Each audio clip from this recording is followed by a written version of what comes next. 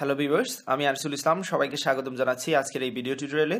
গত কয়েকটি ভিডিওতে আমি আপনাদের দেখাচ্ছি কিভাবে অ্যালগরিদম ফ্লোচার্ট এবং সি প্রোগ্রাম লিখতে হয় কোনো একটি সমস্যার জন্য, কোনো একটি প্রোগ্রামের জন্য।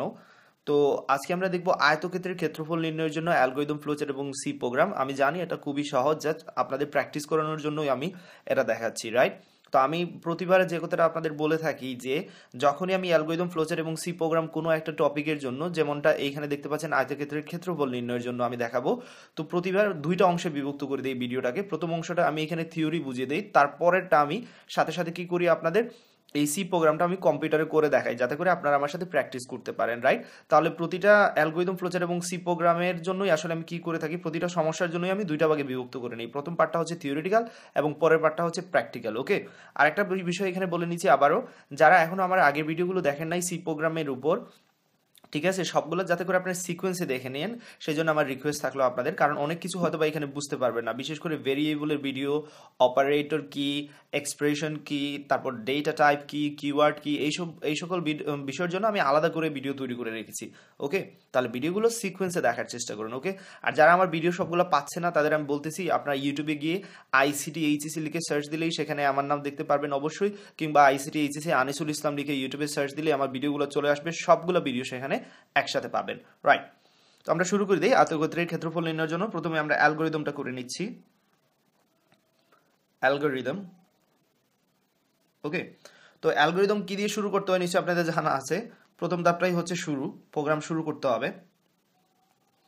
দ্বিতীয় ধাপটা হচ্ছে যে আয়তক্ষেত্রের ক্ষেত্রফলের সূত্র কি নিশ্চয়ই আপনাদের জানা আছে। আয়তক্ষেত্রের ক্ষেত্রফলের সূত্র হচ্ছে যে দৈর্ঘ্য ইন্টু প্রস্থ, তাই তো, লেংথ আর উইথ।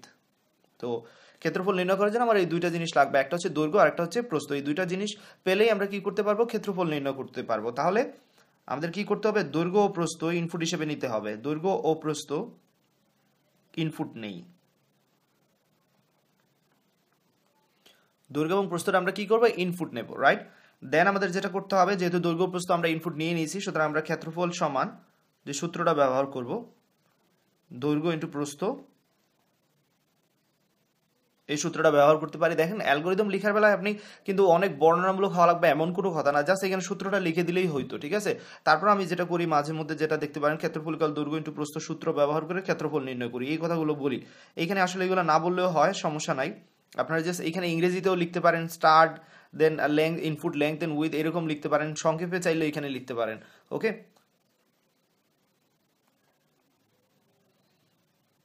ক্ষেত্রফল নির্ণয় করি। সিম্পল হওয়াটাই বেটার, আমি জাস্ট বোঝানোর জন্যই আপনাদের এত মানে এইটাকে লেংথি করে রাখি। তো আপনারা একটু সিম্পল রাখার চেষ্টাই করবেন। দেন যেহেতু আমাদের ক্ষেত্রফলটা নির্ণয় করা হয়ে গেছে, সুতরাং আমরা ক্ষেত্রফল প্রদর্শন করে দেবো। এবার প্রদর্শন করি এবং আমাদের প্রোগ্রাম অ্যালগরিদমটা এখানেই শেষ থাকবে। তো এবার যেটা করবো, আমরা ফ্লো চার্ট করবো, রাইট? ফ্লো চার্টে প্রথম ধাপ অবশ্যই দেখতে পাচ্ছেন অ্যালগরিদম। আমি একটা কথা বারবার বলি যে অ্যালগরিদম, ফ্লো চার্ট এবং সি প্রোগ্রাম তিনটা কিন্তু ইকুইভ্যালেন্ট ভাবে আপনাকে বুঝতে হবে, সমানভাবে বুঝতে হবে। কারণ অনেক সময় অ্যালগরিদম থেকে ফ্লো চার্ট বের করতে হতে পারে আপনাকে, কিংবা ফ্লো চার্ট থেকে অ্যালগরিদম, আবার অ্যালগরিদম থেকে সি প্রোগ্রামও বলা হতে পারে, কিংবা সি থেকে অ্যালগরিদম, কিংবা সি প্রোগ্রাম থেকে ফ্লো চার্ট, ফ্লো চার্ট থেকে সি প্রোগ্রাম। তো এরকম একটা আরেকটার সাথে যে কোনো একটা দেওয়া থাকতে পারে, বলা হতে পারে যে অন্য দুটা লিখুন কিংবা যে কোনো একটা লিখুন। ওকে, তাই তিনটা জিনিসই আপনাকে ভালোভাবে বুঝতে হবে। তো ফ্লো চার্টের শুরুর জন্য যেটা আমরা ডিম্বাকৃতির যে সিম্বলটা ইউজ করি, স্টার্ট, দেন নেক্সট স্টেপে যাচ্ছি। আমাদের অ্যালগরিদমের এই স্টেপের কাজ শেষ। নেক্সট স্টেপে আমরা কি করব, দৈর্ঘ্য এবং প্রস্থ ইনপুট নেব। ইনপুটের জন্য আমাদের সামান্তরিক যে সিম্বলটা ইউজ করতে হয় সেটা আমরা ইউজ করব। ওকে, তো আমরা কি করব, ইনপুট বা রিড লিখতে পারেন, এখানে আমরা লেংথ এবং উইথ এই দুইটা জিনিস নেব, লেংথ উইথ। ওকে, এবং এই দুটো জিনিস নেওয়া হয়ে গেলে আমাদের দ্বিতীয় স্টেপের কাজ শেষ। এবার আমরা ক্যালকুলেট করতে পারবো। তো ক্যালকুলেশনের জন্য আমরা আয়তাকার সিম্বলটা ইউজ করি। এরিয়া ইকুয়াল হবে লেংথ ইন্টু উইথ, এই দুইটা গুণফলই হচ্ছে আমাদের ক্ষেত্রফল। এবং যেহেতু ক্ষেত্রফল ক্যালকুলেট করা হয়ে গেছে, এবার প্রিন্ট করে দিতে পারবো, ক্ষেত্রফল প্রদর্শন করব। এবং আউটপুটের জন্য আবারও আমাদের সামান্তরিক সিম্বলটা ইউজ করতে হবে, প্রিন্ট এরিয়া। যেহেতু ফলাফলটা এরিয়ার মধ্যে আছে, সুতরাং ক্ষেত্রফল প্রদর্শন করে দিচ্ছি। এবং তারই সাথে আমাদের প্রোগ্রাম কি হয়ে যাবে, শেষ স্টেপে চলে যাবে, অর্থাৎ এন্ড হয়ে যাবে। ওকে, তাহলে ফ্লোচার্টার কাজটা হয়ে গেল। এবার আমরা যেটা করব, সি প্রোগ্রামটা এখানে তৈরি করে নেব। তো সি প্রোগ্রাম শুরুর জন্য যেটা লিখতে হয় নিচে আপনাদের জানা আছে যে হ্যাশ ইনক্লুড, দেন আমরা লিখি stdio.h, দেন আমাদের লিখতে হবে ইন্ট মেইন, সবগুলো ছোট হাতের কিন্তু, রাইট? ফাইন। এবার যেটা করতে হবে আমাদের ভেরিয়েবল লাগবে, চলক লাগবে এখানে লেংথ উইথ এরিয়া, তিনটা চলক নিয়ে নিতে পারি আমরা, ফ্লোট টাইপের তিনটা নিয়ে নেই, লেংথ উইথ এরিয়া। চলকের নাম যখন লিখবেন ছোট হাতের লেখাই সবচেয়ে বেটার। দেন ইউজারকে বলে দিই আমাদের লেংথ দেওয়ার জন্য, প্রিন্টএফ ফাংশনের মাধ্যমে আমরা আউটপুট দিতে পারি, ইউজারকে বলে দিতে পারি যে এন্টার লেংথ, তাহলে ইউজার বুঝতে পারবে যে তার লেংথ দেওয়া লাগবে, এবং সে যখন লেংথ দেবে সেটা আমরা স্ক্যানএফ এর মাধ্যমে নিয়ে নেব, এবং যেহেতু ফ্লোট টাইপের ভ্যালু নিব সেই জন্য %f, এবং ভ্যালুটা আমরা কার মধ্যে রাখবো, লেংথ ভেরিয়েবলে, যেটা আমরা উপরে ডিক্লেয়ার করেছি, এই যে লেংথ ভেরিয়েবলটা ডিক্লেয়ার করেছি, সুতরাং তার মধ্যে ভ্যালুটা নিয়ে নিতে হবে। এবার যেটা করবো আমরা উইথ নিয়ে নেই, প্রশস্তটা নিয়ে নেই, প্রস্তটা অ্যাকচুয়ালি এন্টার উইথ, ইউজারকে বলে দিচ্ছি এন্টার উইথ, ওকে। আমি কিন্তু এখানে এন্টার উইথ পরে ইকুয়াল সাইনটা দিই যাতে করে ইউজারের বুঝতে সুবিধা হয়, ঠিক আছে, যে ইনপুট দেবে তার জন্য বুঝতে সুবিধা হয়। এগুলো না দিলেও হবে, রাইট? প্রিন্টএফ না দিলেও হবে, শুধু স্ক্যানএফ দিলেও হবে, কিন্তু প্রিন্টএফ দেওয়ার উদ্দেশ্য হচ্ছে যাতে করে তাকে ভালোভাবে আমরা বোঝাতে পারি যে তাকে কি করতে হবে, ঠিক আছে? তো যখনই বললাম এন্টার উইথ, সে আমাদের প্রশ্নটা দিবে এবং সেটা আমাদের নিতে হবে। নেওয়ার জন্য আমরা ফাংশন ইউজ করবো স্ক্যানএফ, আবারও ফ্লোট টাইপে নিচ্ছি, সুতরাং %f, এবং এটা ঢুকবে উইথ ভেরিয়েবলে, রাইট? উইথ ভেরিয়েবলে।